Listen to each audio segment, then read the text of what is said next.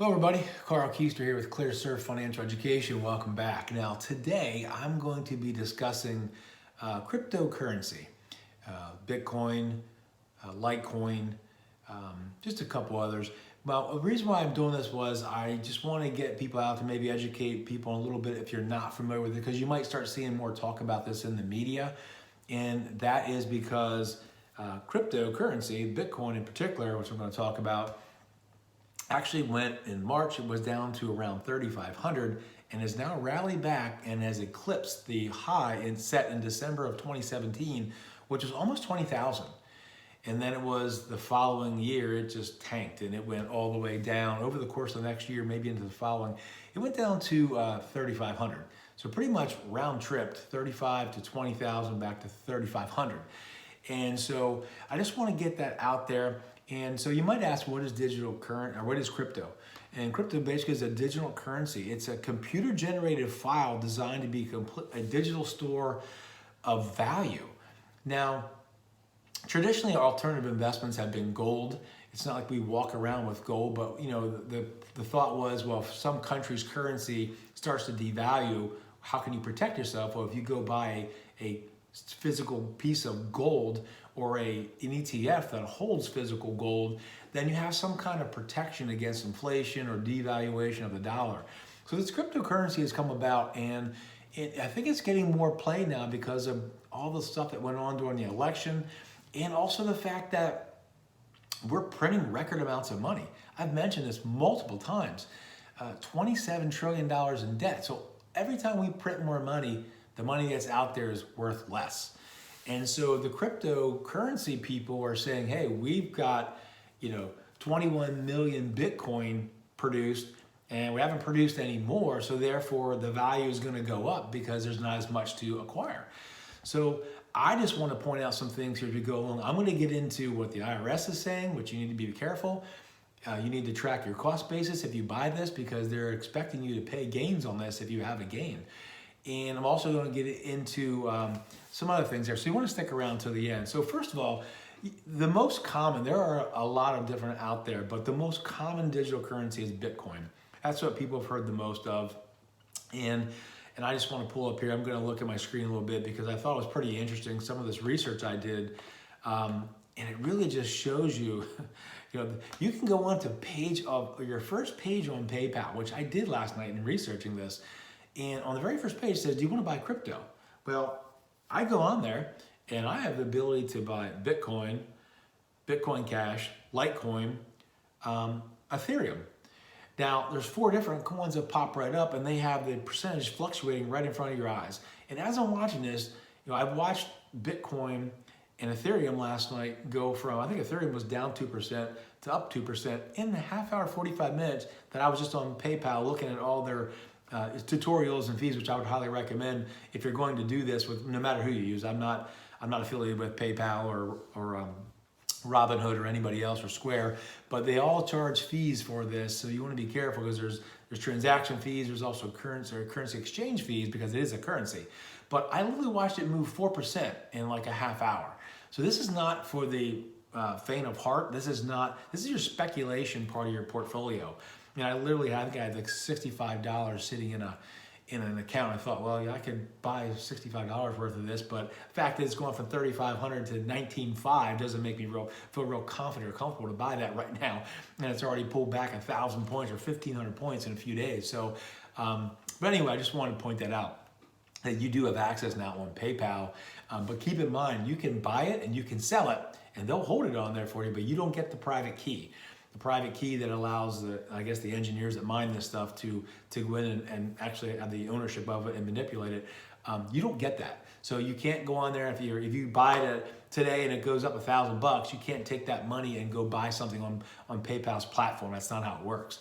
You can actually convert it back into cash, and then the cash is yours. But there are, like I say, fees involved. So just keep that in mind. Now, the IRS has also paid attention to what's going on with this cryptocurrency. And I don't know if you know this last year or not. If you prepared your own tax return, you might have remembered that the IRS has actually asked a question on page 1. Did you send or receive cryptocurrency last year? They want to know. So if you buy this, you need to keep track. I don't know if PayPal or Square is going to be as tightly restricted or even have these information available to you like a brokerage would. When you buy and sell something in a brokerage, they give you the big cost basis at year end. All the information is provided. The government requires them to do that.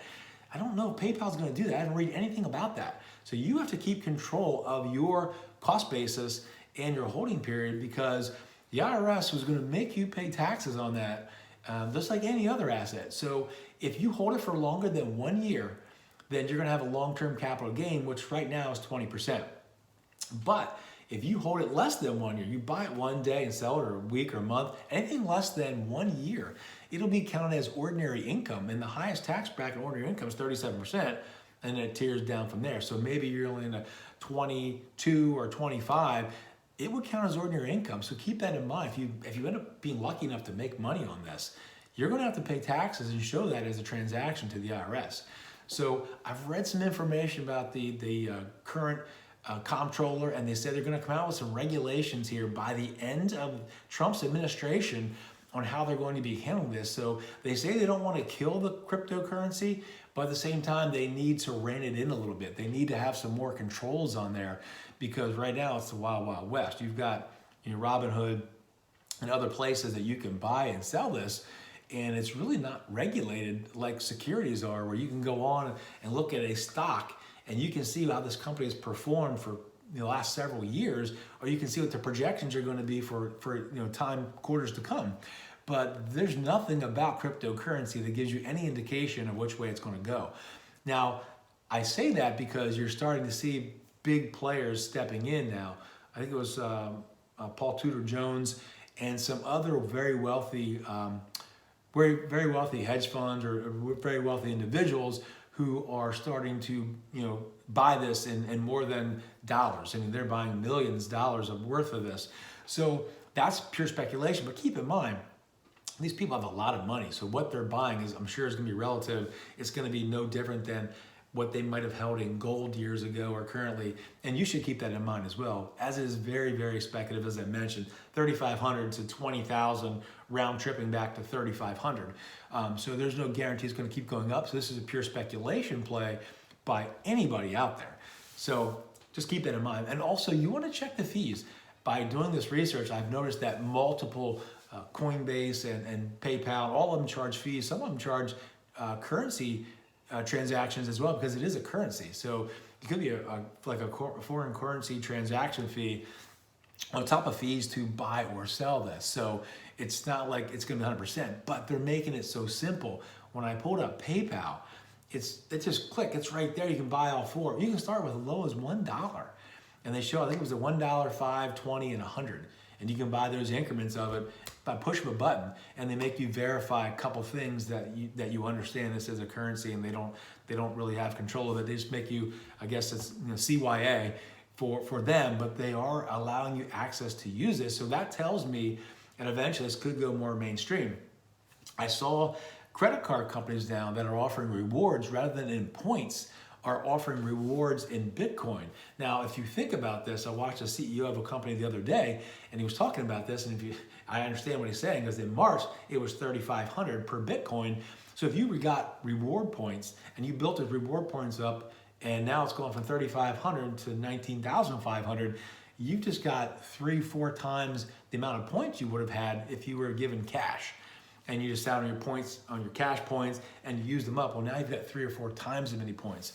So in his mind, it's a good way to, I guess in a way, he doesn't look at it as speculation. I kind of do, because it could go the other way too. If you don't mind your points, if you're buying, getting points now, and it's at 19.5, and it goes back to 3,500, and now you have 1/3 or 1/4 of the points you had before. So anyway, I'm going to leave it there. I think that I mentioned the tax side of it. We mentioned regulation coming. Just be very careful. It is purely speculative, and I would keep it that way. I'm a person not invested, by the way, in any cryptocurrency. It might be something that I might look into, but it's going to be something that's going to be money that I can afford to lose. In my mind, the same money if I'm willing to take to a casino or I'm willing to buy a lottery ticket, which I rarely do that, but it would be with the same mindset that I have no anticipation of making money. And if I'm fortunate enough to catch one of these rips that we just saw, I probably would be pretty quick to ring the register. So again, Carl Keister, ClearSurf Financial Education. Please hit the like and subscribe button and notifications. I'm putting out these videos 1 to 2 a week. And right now it's been 2 a week for a while. So I think you're gonna find some great information. If you're interested in investing, entrepreneurship, or money, this is the channel you wanna watch and subscribe to. So once again, Carl Keister, and appreciate you watching today. Thanks, take care.